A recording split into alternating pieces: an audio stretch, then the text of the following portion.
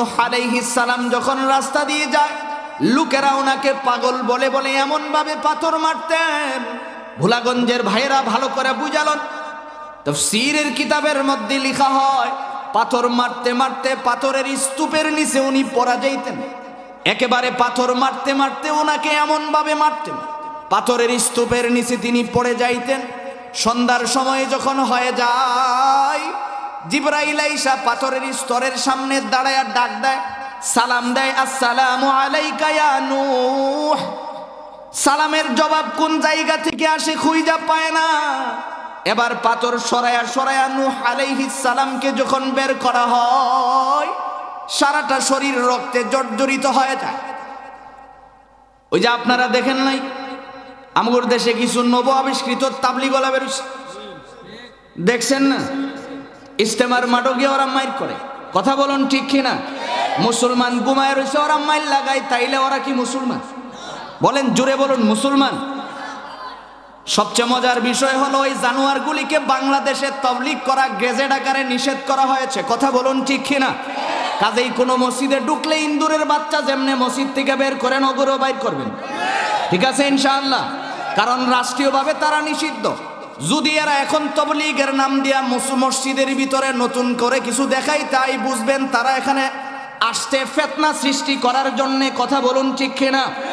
বুঝা রইলে সে আদালতে গিয়ে বুঝবে। বুঝা রইলে কোন জায়গায় বুঝবো? জোরে বলেন, আদালতে গিয়ে বুঝবে, কারণ সরকার গেজেট প্রকাশ করে নিষিদ্ধ করেছে।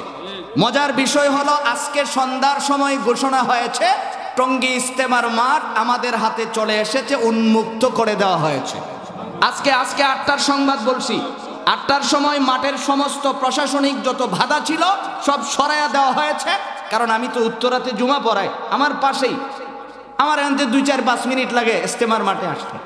আজকে 8টার সময় প্রশাসন সম্পূর্ণ আমাদের লোকের হাতে বুঝাইয়া দিয়েছেন, এখন আর কোনো কিছু নাই, ইস্তেমা বানচাল করার কোনো সুযোগ নাই, কথা বলুন ঠিক কিনা? যাবেন তো ইস্তেমায়? ইনশাআল্লাহ যাবেন তো? কাজে ইস্তেমা বন্ধ করার আর সুযোগ নাই। মুহতারাম ভাই, যেই কথা বলতেছিলাম, ওরা পাথর মারে, মারতে মারতে পাথরের স্তূপের নিচে যখন পড়ে গেছে, জিবরাইল আইসা বের করছে, ওনার শরীর থেতলে গেছে, দাঁড়াতে পারেন না। জিবরাইল 2 হাতে বড় করে করে দাঁড় করিয়েছে, আপন হাত দিয়ে যখন শরীরে মট দিছে, পূর্ণ সুস্থ হয়ে গেছে। এবার জিজ্ঞেস করে, আমার কাজ কি? হুজুর, আগামী দিন একই কাজ আপনার, ইম্মাইর খাওয়ানে আপনার কাজ। নূহ আলাইহিস সালাম কোনো কথা বলেন নাই। পরের দিন সকালবেলা যখন ঘর থেকে বের হইছে, বাবা তার ছোট বাচ্চা সন্তানকে কুলে নিয়ে রওনা করছে। বাচ্চাটারে দেখায়া বাবা বলতেছে, ওই যে যাইতাছে, দেখো একটা পাগল যায়। জোরে বলেন নাউজুবিল্লাহ। যেই এই কথা কইছে, নূহ আলাইহিস সালাম শুরুতে যে বলেছিলাম 2 দিকে তাকাবো, আসমানের দিকে তাকায় কয়, এ রব, আমি তো মনে করেছিলাম আগামী প্রজন্ম ভালো হয়ে যাবে। আমাদের ওলামায়ে কেরাম মনে করেছিল যে সাদ সাহেব মাওলানা সাদ রুজু হয়ে যাবে, কথা বলুন ঠিক কিনা? এবং বাংলাদেশে যারা আছে তারা যে এই রকম উগ্র হবে, মুসলমানের রক্ত বের করা, তারা যে এটাকে যুদ্ধ জিহাদ ঘোষণা দিয়ে যাবে, এটা আমরা ভাবছিলাম না এদের কলবে যে এইভাবে মোহর মারা হবে। যদি ভাবতাম তাইলে বাংলাদেশে আমরা যেই পরিমাণের আছি, খালি তুতু দিলে এরা কই যাবে? খালি যদি তুতু ফেলি আর কিচ্ছু লাগতো না তো। ওদের শরীরে রক্ত আছে, আমগর নাই।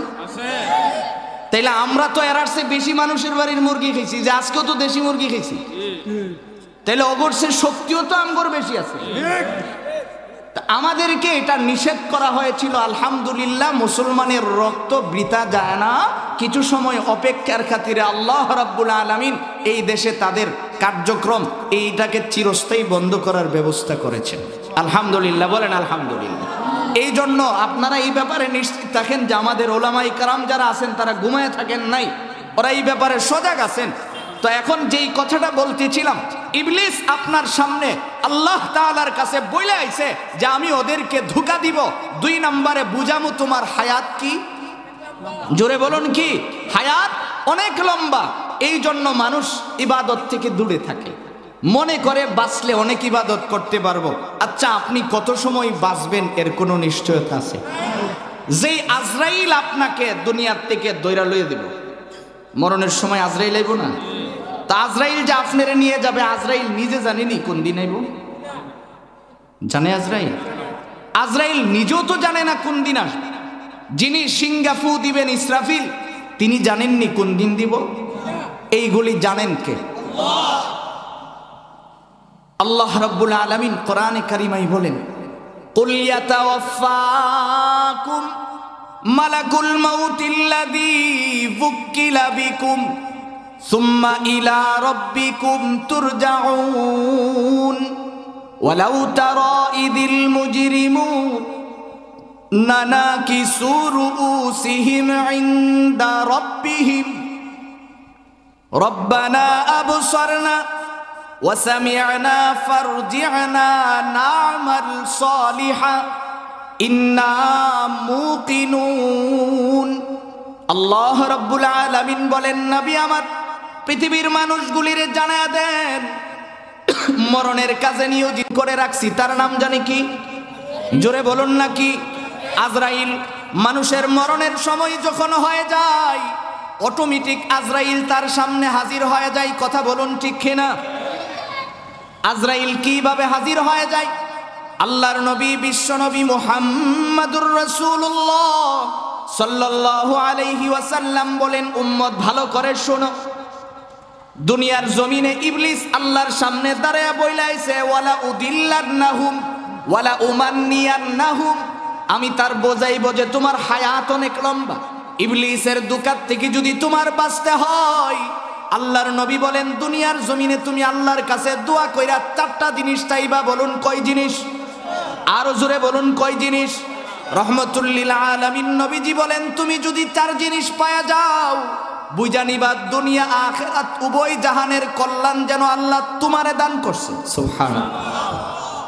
قال النبي صلى الله عليه وسلم أربع من أعطيهن فقد أوتي خير الدنيا والآخرة قلب شاكر। আল্লাহর নবী কয়, উম্মত শোনো, তুমি দোয়া করবা, আল্লাহ আপনি আমার এমন একটা কলব দান করেন, যেই কলব সব সময় শুকরিয়া কার আদায় করে? জোরে বলুন না, কার আদায় করে? আমরা যারা এই জায়গায় বসতে পারছি, আমাদেরকে বসার সুযোগ কে দিছেন? জোরে বলুন কে দিছেন? এই জন্য নবীজি বলেন, উম্মত তুমি আল্লাহর কাছে দোয়া করবা যে আল্লাহ আপনি আমার এমন কলব দান করেন, যেই কলব সব সময় শুকরিয়া কার আদায় করে? নবীজি 2 নম্বরে কয়, ওয়ালিসানুন যাকির। এই উম্মত ভালো করে শুনে নাও, তুমি আল্লাহর কাছে দোয়া করবা, আল্লাহ আপনি আমার এমন একটা জবান দান করেন, যেই জবান সব সময় জিকির কার করে? আরো জোরে বলেন। আমাদের উলামায়ে কেরাম দেখবেন, মসজিদের ইমাম বলেন, মাদ্রাসার উস্তাদ বলেন, সবাই খালি জবান দিয়া জিকির করে। আর 2 নম্বরের তাবলীগের নাম দিয়ে ওরা দেখবেন খালি উলামায়ে কেরামের সমালোচনা করে। কথা বলুন ঠিক কিনা? এরা কি নবীজির হাদিস পড়ে না? আল্লাহর নবী বলেন, কথা বলার সময় এমন কোনো কথা বলবা না যেই কথা আল্লাহর জিকির ছাড়া হয়। কথা বলুন ঠিক কিনা? قال النبي صلى الله عليه وسلم لا تكثروا الكلام بغير ذكر الله فإن كثرة الكلام بغير ذكر الله قوة القلب وإن أبعد الناس من الله القلب القاسي। আল্লাহর নবী বলেন, উম্মত ভালো করে শুনে নাও, দুনিয়ার জমিনে তুমি জবান দিয়ে আল্লাহর জিকির ছাড়া কোনো কথা বলবা না। কারণ জিকির ছাড়া কথা বললে কলব কি হয়ে যায়? মরা যায়। বলুন কি হয়ে যায়? মরা যাইলে তুমি কোনটা হালাল কোনটা হারাম এটা বুঝার যোগ্যতা হারায় ফেলবা। এই জন্যই তো যারা মৌলানা সাদের অনুসরণ করে, ওরা জানে না মানুষ হত্যা যে মহাপাপ। কথা বলুন ঠিক কিনা? তারা এই কথা ভুলে গেছে, কারণ তাদেরকে কে ভুলাইয়া দিছে? ওই যে আল্লাহর জিকির ছাড়া খালি মুলুবির দোষ করে। কথা বলুন ঠিক কিনা? কারণ মুলুবির দোষ কইলে যে কি ক্ষতি হয় এটা হাসিনারে জিগাই, কারণ হারে হারে টের পাইছে মোল্লা যে কি জিনিস এটা হারে হারে টের পাইছে। এই জন্য নবীজি কয়, তুমি আল্লাহর কাছে দোয়া করবা, আল্লাহ আপনি আমার এমন জবান দান করেন যেই জবান সব সময় কার জিকির করে?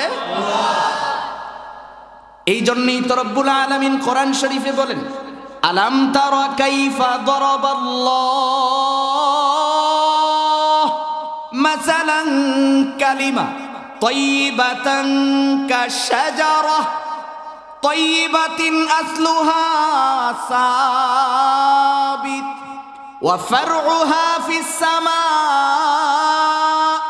তুতি উকুলাহা কুল্লা হিনিম বিইذনি রাব্বিহা ওয়া ইয়াদরিবুল্লাহুল আমসালা লিন্নাস লাআল্লাহুম ইয়াতাযাক্কারুন ওয়া মাসালু কালিমাতিন খাবিসাতিন কাশাজারাহ খাবিসাতিন তুসাত মিন ফাওকিল আরদি মা লাহা মিন করার।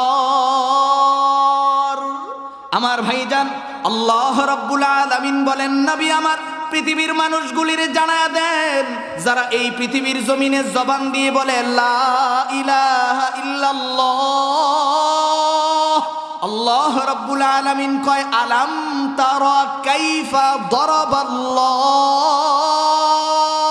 মাসালান কালিমা তাইয়িবাতান কাশাজারাহ। নবী আপনি বলেন, যারা কয় লা ইলাহা ইল্লাল্লাহ এদের দৃষ্টান্ত হলো পবিত্র গাছের মতো। সুবহানাল্লাহ। কই যেই গাছের শিকড় থাকে সাত জমিনের নিচে, যেই গাছের শাখা প্রশাখাগুলি সপ্তম আসমানের উপরে উঠা যায়, ওই গাছকে যেমন দুনিয়ার কোনো বান তুফান ধাক্কা দিয়ে ফেলে দিতে পারে না, এই জন্য আহলে হক উলামায়ে কেরামকে যত প্রকারের আঘাতই করা হোক, ওরা সব ভুলা যায়, আল্লাহ ভুলে না। কথা বলুন ঠিক কিনা? মুসলিম ইসলামের শত্রুরা বীর খালিদের তলোয়ার শাহজালালের তলোয়ার তাকবীর। এই জন্য আমার ভাই যে কথা বলতেছিলাম, বিচলিত হওয়ার তো কোনো কারণ নাই। রব্বুল আলামিন কয়, যারা কয় লা ইলাহা ইল্লাল্লাহ এদের দৃষ্টান্ত হলো পবিত্র গাছের মতো, যেই গাছের শিকড় চলে যায় সাত জমিনের নিচে, যেই গাছের শাখা প্রশাখাগুলি কোন জায়গায় যায়, সপ্তম আসমান পর্যন্ত ওইটা যায়।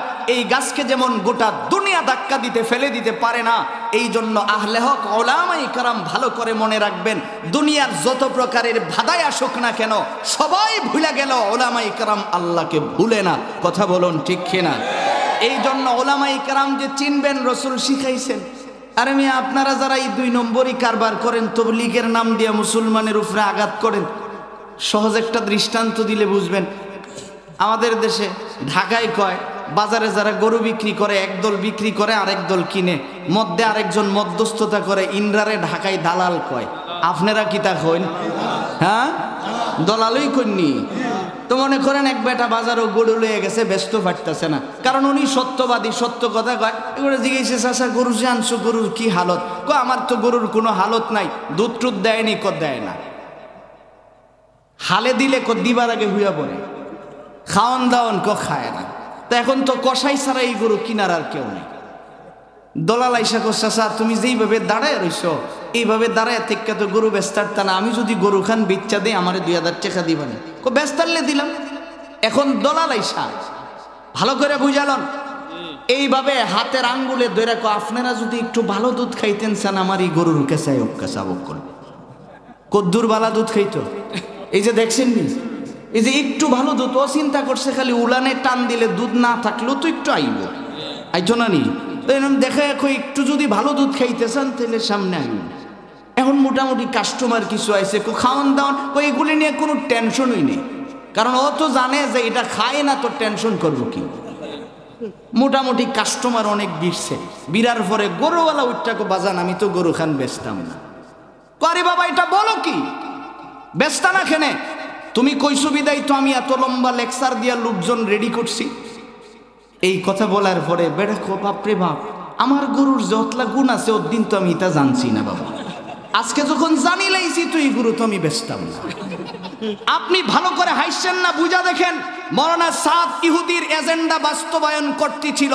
কারণ দালাল বলছে যে চাচা তোমার গরুর তো গুণ নাই, গুণ তো হইল আমার জবানের এনে। মৌলানা সাদ ইহুদির এজেন্ডা বাস্তবায়ন করার জন্য আজকে বাংলাদেশে গোয়েন্দা বিভাগের কাছে, আমরা তো ঢাকায় থাকি, গোয়েন্দা বিভাগ আমাদেরকে জানিয়েছে তাদের কাছে কোটি কোটি টাকা ইহুদিদের টাকার লেনদেনের তথ্য এসেছে। তারা মুসলমানের ঈমান হরণ করার কাজে নিয়োজিত ছিল।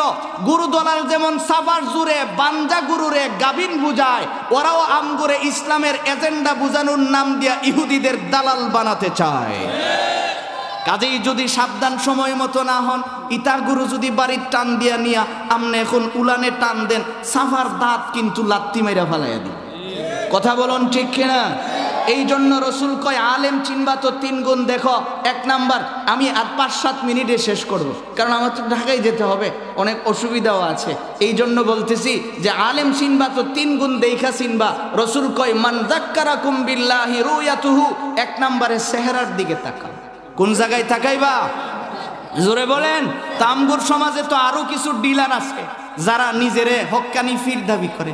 মুজাদ্দিদে জামান, সদরঘাটের কামান, আন্তর্জাতিক বেঈমান, মাহবুবে সুবহানি, কুতুবে শৈতানি, সারা গায়ে সুলতানি। এরপরে চেহারার দিকে তাকাইলে দেখবেন মুস হাইব্রিড দাড়ির বংশ নাই। ইতান আছে না? গাঞ্জার দোয়াই মশা পর্যন্ত তানরে বদুয়া করে, কারণ ওর কাছে তো যাইতারে না, কয়েলের দোয়াও ফেল করে। তো এই জন্য রসুল কয় আগে চেহারার দিকে তাকাও। কোন জায়গায় তাকাইবেন? চেহারার দিকে দেখো মাথার থেকে পাতা পর্যন্ত নবীজির সুন্নত আছে কিনা। 2 নম্বরে রসুল কয় ওয়াজাদা ফি ইলমিকুম মানতিকুহু, দেখো সে কতটুকুন কোরআন হাদিস জানে। 3 নম্বরে নবীজি বলেন ওয়াদাক্কারাকুম বিল আখিরাতি আমালুহু, পরিশেষে দেখো তার আমল কতটুকুন ভালো। আলহামদুলিল্লাহ, আমার ডানে বামে আপনার মাদ্রাসা, মসজিদের ইমাম, মাদ্রাসার উস্তাদ সবাই কিন্তু এই 3 গুণওয়ালা। কথা বলুন ঠিক কিনা? কাজেই আপনি ভালো করে বুঝালন মুসলমানের এজেন্ডা। আপনি যে মনে করেন মিয়া মোল্লার কিতা দরকার হইছে, এরা সারা জীবন তবলিগ করছে, তো এনে গিয়ে বাধা দেওয়ার দরকার কি? আরে মিয়া উলামায়ে কেরাম তো জাতির রক্ষা কবচ। কথা বলুন ঠিক কিনা? কারণ উলামায়ে কেরাম তো দিন সম্পর্কে বুঝে। তা আপনি ওখানে গিয়ে নাক গলাইতে যান কেন? আপনার কাছে কোনো দলিল নাই। আজকে ভালো করে বুঝালন, আমরা সাধারণ মুসলমান, আমাদের কোনো দলিল দরকার নাই। আমরা বুঝবো যে আমরা ইমাম সাহেব যা কথাই কমু, ঠিক আছে ইনশাআল্লাহ।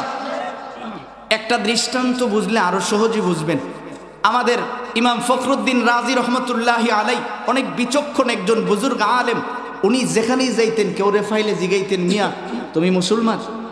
হঠাৎ করে একদিন এরকম ক্ষেতের লাইল দিয়া যাইতেছে, তো এক বুড়া বেটা খেতে কাজ করতেছে যে লুঙ্গি উল্টায়া বর্ডারের খান্দা পর্যন্ত। বুঝছেন নি আপনারা কদ্দুর উঠাইছে? তখন ডাক দিছে, বুড়া বেটা কাছে আইছে, ফখরুদ্দিন রাজি জিগাই তুমি মুসলমান? কহ কোথাইলে তোমার কাছে কোনো প্রমাণ আছে?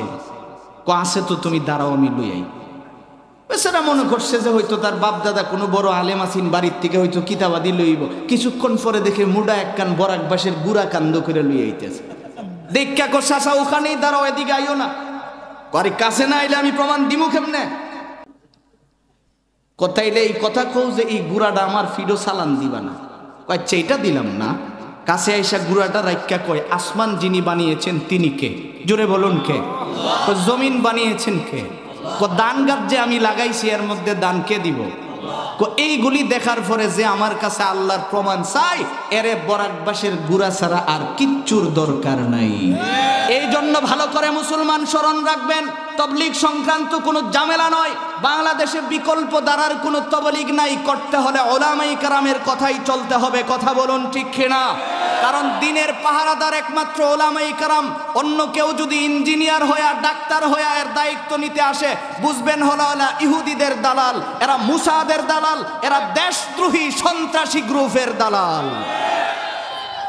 এই জন্য আমার শেষ কথা, ইবলিস কয় আমি তোমার হায়াত লম্বা বুঝামু। ওগরে বুঝাইছে যে টাকা কামাইতে থাকো, মুসলমানকে বিবাদ সৃষ্টি করতে থাকো। এই 2টা জিনিস থেকে আমরা সাবধান থাকবো। পারবো না ইনশাআল্লাহ? 1 নাম্বার, ইবলিস আমাদেরকে ধোঁকা দিবে বলছে আমরা যদি খালি পড়ি আস্তাগফিরুল্লাহ। কি পড়ি? নবীজি বলেন তুমি নামাজের সালাম ফিরাইছো ডান দিকে ফিরাইয়া বাম দিকে ফিরাই কইবা আস্তাগফিরুল্লাহ 3 বার। রাসূল কয় এক নামাজ থেকে আরেক নামাজের ভিতরে যত সগীরা গুনাহ হয়েছে আল্লাহ রাব্বুল আলামিন সব মাফ করে দিবেন। এবার আসুন হাদিসটা শেষ করি, এরপরে শেষ করি। রাসূল কইছে 4 জিনিস আল্লাহর কাছে চাইবা। 1 নাম্বার কালবুন শাকির, আল্লাহ এমন কলব দেন যেই কলব কার শুকরিয়া আদায় করে। 2 নাম্বার ওয়ালিসানুন যাকির, আল্লাহ এমন জবান দেন যেই জবান সব সময় আল্লাহর জিকির করে, আলেমদের দুষ কয় না, খালি জিকির করে, বলা যাবে আল্লাহর কাছে। 3 নাম্বার ওয়াবাদানুন আলাল বালাই সাবির, আল্লাহ আপনি আমার বডিটাকে ধৈর্য ধারণ করার মতো যোগ্যতা দান করেন, যেমন আমরা ইস্তেমার মাঠে পরিচয় দিয়েছি ধৈর্যের। কথা বলুন ঠিক কিনা? ওদের সে শতগুণ বেশি মানুষ আমগুর ছিল না? তাইলে আল্লাহর নবী কয় তুমি দোয়া করে আল্লাহর কাছ থেকে বডিটা এমন বানায় নিবা যে যেই বডি সব সময় কি করে, ধৈর্য ধারণ করে। 4 নম্বরে রাসূল কয় দোয়া করবা, এটা আসল গুরুত্বপূর্ণ দোয়া, আল্লাহ আপনি আমার স্ত্রীকে এমন বানায়া দেন যিনি নিজের সতীত্বর হিফাজত করে এবং স্বামীর মালের হিফাজত করে। এই 4 জিনিস যদি তুমি পাও, রাসূল কয় আরবাউম মান উতিয়া ফাকাদ উতিয়া খায়রাদ দুনিয়া ওয়াল আখিরাহ। নবীজি কয় এই 4 জিনিস যদি তুমি পাও, দুনিয়া আখিরাত উভয় জাহানের যত কল্যাণ আছে সব যেন আল্লাহ তোমাকে দান করেছেন। মোহতারাম ভাই, এই 4টা জিনিসের জন্য আমরা দোয়া করব, পারবো না ইনশাআল্লাহ? আমি আপনাদের কাছে ক্ষমা প্রার্থী। আপনারা যেইভাবে বসছেন, আমার মন চাইছিল লম্বা সময় কথা বলা, কিন্তু আগামীকাল তো জুমার দিন, আমাকে ঢাকায় ফিরতে হবে, রেস্ট নিয়ে জুমার নামাজ পড়াতে হবে, যার কারণে আমার মনে ছিল না আমি প্রোগ্রামটা দেওয়ার সময় যে এটা যে বৃহস্পতিবার। যদি জানতাম বৃহস্পতিবারে আমি ঢাকার বাইরে প্রোগ্রাম খুব কম দিই, কাছাকাছি রাখি, কারণ আমিও তো একটা মানুষ।